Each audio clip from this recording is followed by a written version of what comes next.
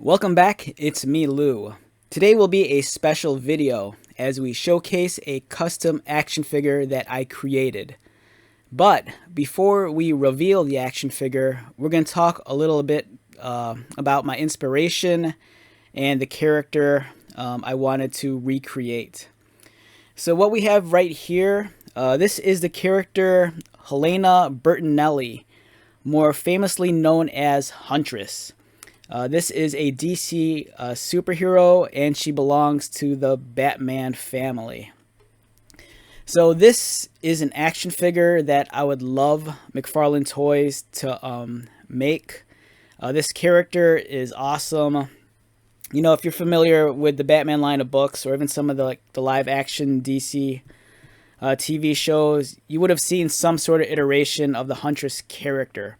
There's been a couple of action figures over the years, and I really think that now's a better time than any for McFarlane Toys to tackle this great character. Helena Bertinelli is immensely popular with the fans. You know, for one, she's a beautiful character, really interesting costume, very interesting backstory, and I think, you know, this figure is very doable. So what we're looking at right here, this is a statue done by Prime One Studios. It's an amazing piece. It kind of captures one of the more modern takes on the character. This isn't her current look, but this was a look popularized many years ago, probably way back in the early 2000s, when Jeff Loeb and Jim Lee were working on Batman during their legendary run on the Hush storyline. Speaking of the Hush storyline and Jim Lee, here is Jim Lee's rendition of Huntress during that time period. I think this, for a lot of fans, when you mention Huntress, I think a lot of people kind of envision, you know, the Jim Lee outfit, you know, which was introduced here. And then the Prime One Studios, it's a little bit more streamlined and a cleaner look. It's not as tactical looking as this one. Like this one here has like a heavy body armor with the shoulder pads and the forearm gauntlets. I love Jim Lee's take on her leg wear with the giant soled combat boots. I think that looks awesome. There's a very cool contrast in her costume design. I mean, it's very sexualized in the sense that, you know, it exposes a lot of flesh, but at the same time, it's really cool that you have the contrast of these heavy armor pieces at the end of her limbs. Like she has the giant combat boots, she has the heavily armed gloves. It just creates a very unique balance. And on top of that, she has a very Wolverine-inspired face mask. So it's a great looking character, and I'd love for McFarlane Toys to tackle either the Jim Lee version of Huntress or the much more, you know, semi-Jim Lee streamlined version that we see here with the Prime One Studios statue. You know, they both kind of have the same elements. You know, the design's very similar with the Wolverine-like face mask. The bodysuit's very similar with the white cross running down the middle. Same with the belt. But the only thing that's kind of different is that the armor here has been lightened up a lot. You know, instead of being very heavy, it's kind of more, this is like wrappings around her arms with, you know, heavy shoulder pads just to accent it. It's not as tactical as this one. So for me, either one of these versions I think would be great for McFarlane Toy. On the subject of action figures and Huntress, I do have a couple of figures on hand. First off, we have the Justice League of America Huntress. I bought this at half-priced books that was near me. This was a secondhand toy. I got it for $9. This was produced by Kenner or Hasbro, I believe. Yeah, here we go. So this Huntress figure was produced by Kenner back in 1998.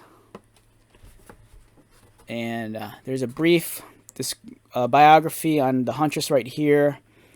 Helena Bertinelli, high school teacher. She works out of Gotham. Kind of talks about her weaponry and a short little bio. And then here's a cover of the Justice League, but this isn't the standard lineup. It says here the new faces. So I think this was during those shakeups that were so common back in the 90s. It looks like they swapped out the core team with like Steel and then Electric Superman, amongst other characters. And then if you wanted to, you could cut out this comic book cover, and then the figure came with a display stand. So you could kind of create this little display for your figure to stand on. And then here is the Huntress. This is prior to the one that Jim Lee did. Jim Lee's Huntress, I think, debuted in, I want to say 2003. So that was 5 years after this version of the character. I want to say, I think the Helena Bertinelli version of Huntress might have debuted in, I want to say 1989. I might be wrong on that, though. But this is one of her earlier looks, pre-Hush. As you can see, a much different face mask than the Wolverine style one. This one's kind of reminiscent of maybe like Nightwing or Batgirl, but with much larger openings around the eyes. As you can see, this one isn't bearing any flesh at all. Full black bodysuit. She's missing the white cross that runs down her uniform. But she still has the purple gloves, the purple accents, the purple utility belt. She still has her crossbow and the purple cape. This is an excellent action figure. The JLA line by Kenner, this is something that if I run into these figures, especially mint on card, if the card's in decent shape, I never hesitate and I just pick these things up. I think they're awesome. It's a great piece of action figure history for me, so. Okay, we've been throwing around the name Jim Lee a lot and the comic book Hush. So I think back in 2004, if I remember correctly, DC, they had their own toy company. I mean, they still do. It's DC Collectibles now. But back in the early 2000s, it was DC Direct. These action figures were direct to market. So you'd see these like at comic book shops and specialty stores like Tower Records. Very rarely would you see these figures like at a standard retail outlet like Toys R Us. So these, these were made directly for like the hardcore fans, and these are pretty cool. So I got this recently because I was on this kick where I wanted to collect Huntress action figures, and I was trying to find this figure online on eBay. Unfortunately, if you want this figure mint in box, if the box is in great shape, be prepared to pay anywhere between $60 to maybe like $90 for it. Luckily for me, I found a seller that was selling this for I think maybe like $30, and the box was beat to hell, but the figure I think is still intact and has never been opened. So this is the Jim Lee version of Huntress as she appeared in Batman Hush. I do plan on doing a full unboxing and review of this figure in the near future, so keep an eye out for that. And it's a wonderful figure. It's a lot smaller than a McFarlane Multiverse figure. The McFarlane figures are kind of like within a 7.5 inch scale. This, I think, is more so like within a 6 and a 6.5 inch scale. This is kind of more in line, I think, with like a DC Classics by Mattel or a Marvel Legends figure. I don't think this figure would scale well with a McFarlane figure. It feels a little bit too small. But you can see here the costume is very much the Jim Lee one. She has the heavily armored forearm bracers and the gloves. The shoulder pads here are a little bit toned down than what they were in the comic book. She has the white cross running down her uniform, the Wolverine-like mask. I love the sculpting on the hair. It looks really cool. It's very stylized. It's not too big. It's just right. Even though it's flowing in the wind, I think that the sculptor did a great job of kind of condensing it and keeping it very streamlined. She has her bow staff, her cape, and there's even a display stand in the back. So this is a wonderful figure of Huntress. Mattel also produced their version of this costume, but I think you had to belong to their subscription service to get that figure. I don't think it was made readily available to the public at retail. So I think you had to go through like Maddie Collector to get the Mattel version of their take on this costume. Again, wonderful action figure. Be on the lookout for a review. Up close photo. And then here were some of the other figures in the wave. There was Batman, Huntress. There's Hush. Now I say this, I said this before in my review of the McFarlane figure. This is what Hush should have looked like. The Hush that McFarlane gave us, even though it was well done, it doesn't, I mean, it pales in comparison to this. This is the design I think everyone wanted. Everyone wanted the open coat. They wanted all the pouches, the utility belt. They wanted the guns. You know what McFarlane gave us? It was a very, very, for lack of a better term, it was a very limp version of Hush. You know, this is the full hard-on version of Hush, equipped with guns and, you know, the harnesses, the utility belt, the full costume. Awesome figure. There's even a Toy Fair exclusive of this, which is pretty pricey, and instead of having the bandaged head, it has the Jason Todd one. So that's really cool.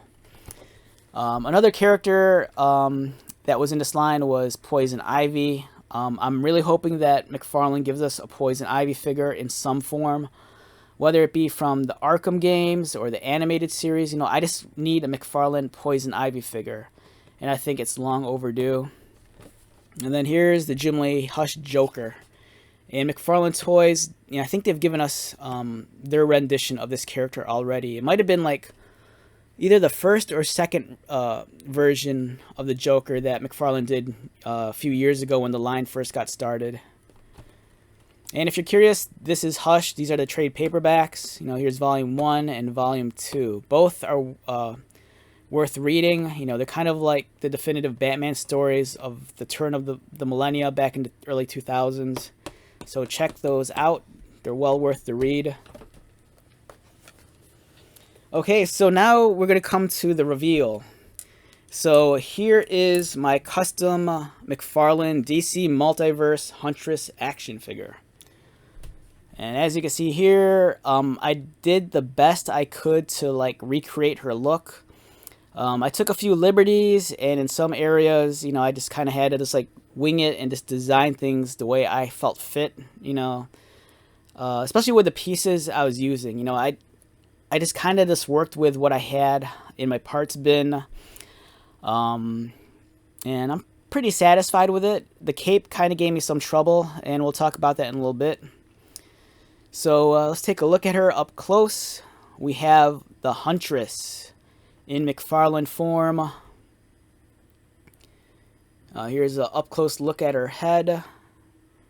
So she kind of has the Wolverine mask right there, but her hair kind of covers over parts of it. She has a chain around her neck, which holds onto the cape, which we'll talk about in a little bit also. My version of Huntress has the boob window right there, revealing all her cleavage in all its glory. And that wasn't by choice. That was mostly because the figure I had on hand, that's all they had. So as much as I kind of wanted to recreate the original costume, the base body I was working with had the cleavage exposed, and I don't think anyone's going to really complain about that.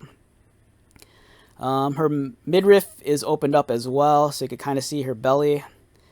Unfortunately, I just realized this now. I forgot to give her shoulder pads. That's what looks off. Yeah, so every time I look at this figure, as happy as I am with it, something was off about it, and I'm realizing it just now that I forgot to give her shoulder pads.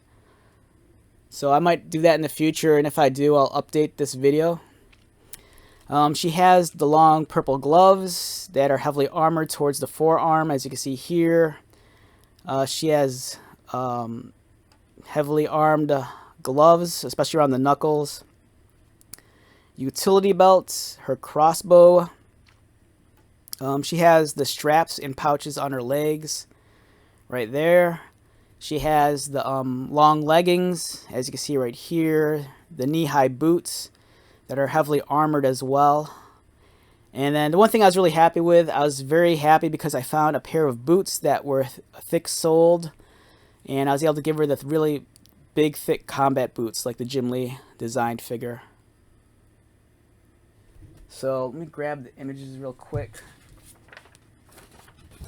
So when I was when I was doing the figure, I was kind of using the Prime 1 Studio statue as a reference. I know it's not a one-to-one exact copy, but you know, like I always say with my customs, I really just want to do approximations. You know, I want to do something as close as possible that I could with my limited skill set and the parts I have before me. So I try to hit all the major landmarks, but like I said, I forgot the shoulder pads, and now that's going to make me crazy. Let's take a look at the Jim Lee one. Here's the Jim Lee design. And I really wanted the really big, thick-ass combat boots like we see right there. And I was very happy that I was able to recreate that.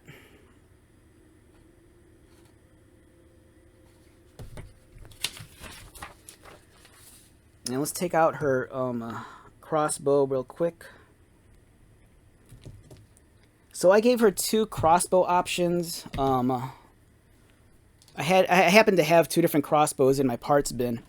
All right, so the one here, this is a smaller crossbow. This is the G.I. Joe Classified Series Scarlet crossbow. So it's nice, it's small, it's convenient, it's well done, well sculpted.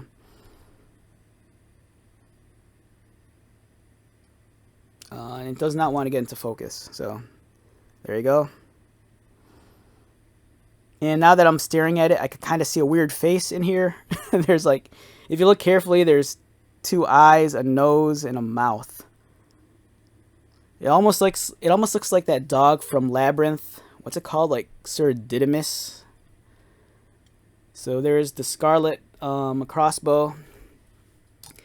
But the crossbow I opted for was the much larger one. This is also a G.I. Joe accessory. This is from the G.I. Joe not classified. This is from the G.I. Joe Origins Snake Eyes toy line. But the budget line, not the premium classified series. This belonged to I think the Cobra Night Creeper, if I remember correctly. I don't think it was the Red Ninja. I think it was the Night Creeper. This is a badass crossbow. It's cool. It could store 2 katanas. It's really well done. It has a handle in the front. It's nice. It's scale wise, I think it scales well with the McFarlane figure. As you can see right here, let's bring her into focus. You know, it's the perfect size for Huntress. And it's even cooler that you can store the actual katana blades in the crossbow. Now, I know she doesn't use katana blades in the comic book. You know, she uses the bow staff, but I don't care. My Huntress uses swords, so. And let's take a look at Huntress again up close. So this is a front view of the figure. So I tried to hit all the important landmarks like I pointed out earlier. I really wanted to make sure the color scheme was balanced out just right. I wanted to make sure the distribution of the colors really worked, especially since I was kind of missing that black and white towards the top because of the boob window right there. Unfortunately, she still suffers from that McFarlane side eye where the eyes are looking out to the corner and not directly at you. I'm not that great of a painter, and I don't think I'd be able to like paint the eyes all over again and, you know, center the pupils, so I just kind of left it alone.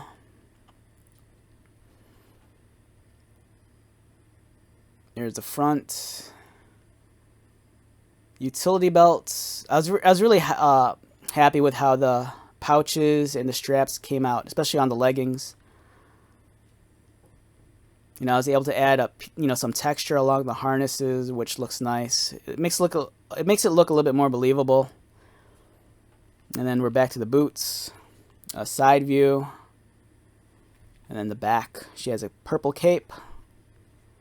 It's a different shade of purple just because I didn't want it to match, because if it matched, you'd kind of lose the silhouette of the character. It'd all blend in with the cape. So For me, as long as the color of the cape kind of falls within that same color family, you know, that's the important thing. So if you're wondering about the parts usage for this, if you want to try, you know, recreating this for yourself, the head is the Gotham Knights Batgirl head. That also belongs to the McFarlane DC Multiverse line. It's for the upcoming video game. So I just took the Batgirl head and recolored it. You know, recolored the face, recolored the mask and the hair. The body of the figure is actually a McFarlane Mortal Kombat figure. It's the katana body. Initially, I was kind of like toying around with the idea of Frankensteining, you know, different McFarlane female figures to create the body, but in the end, I thought that would be too expensive. For me, when I make a custom, you know, ideally, I'll just pay just for the, you know, one figure by itself. You know, if it takes more than 2 figures, I don't want, that's crazy talk. You know, I don't want to spend $60 just to make one custom.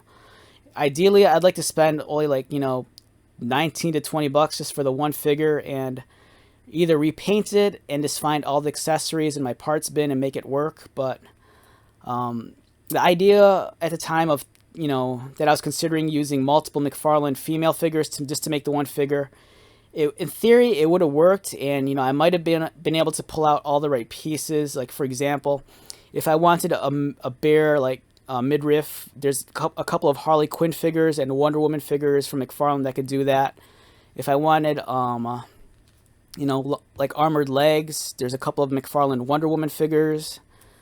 Same with the arms. But the Katana Mortal Kombat figure, it kind of checked all the boxes. You know, she had the armor thigh-high boots. She had the armored forearms, so it was perfect.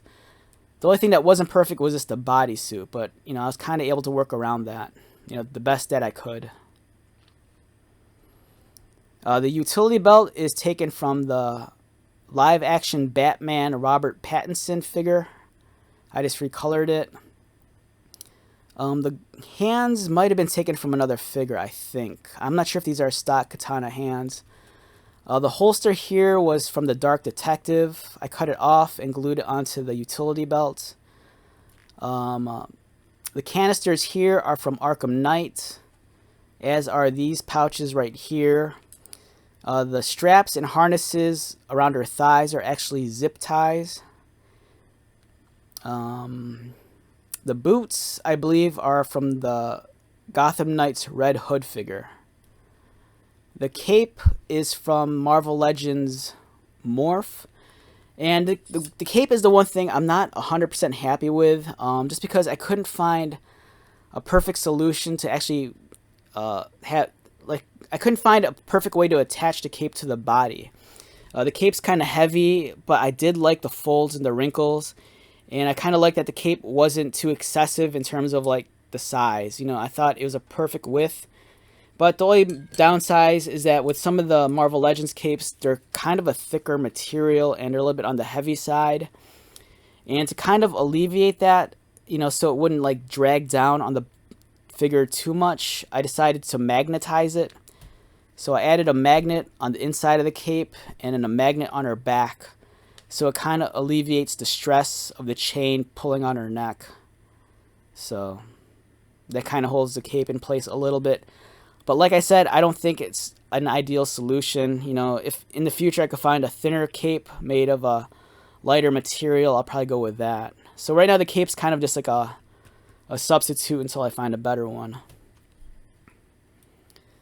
But yeah, this is my custom Huntress figure, Helena Bartonelli. I'm sure in due time McFarlane's gonna you know, give us an action figure of the Huntress. Very, very, very popular character. Visually, she's stunning, and I think that this would easily be an action figure that would just like fly off the shelves. You know, very popular character. You know, so really cool.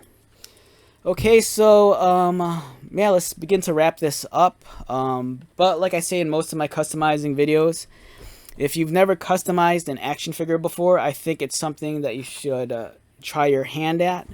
It's a very rewarding, fulfilling, sometimes frustrating experience. It gives you the opportunity to create an action figure for yourself, you know, a one of one. And there's a lot to be learned, but it's really cool. There's no other experience like it. It's easy to like go to a store or go online and buy an action figure, but to take something that wasn't there and just make it come into existence, that's a very fun thing. So if there's a character you're very fond of, whether it be in a video game or in a comic book, a movie, TV show, or a novel, and if that character does not exist in action figure form, take it upon yourself and see if you can make an action figure of your beloved character, and you'll find that it's a fun experience. Alright, so with that being said, once again, my name is Lou. If you are new to my channel, welcome. If you are a returning viewer subscriber, thank you so much for your continued support. I greatly appreciate it. So, until the next video, be safe, take care of yourself, buy lots of toys, and most importantly, be happy. And I will see you at the next one. Alright, later.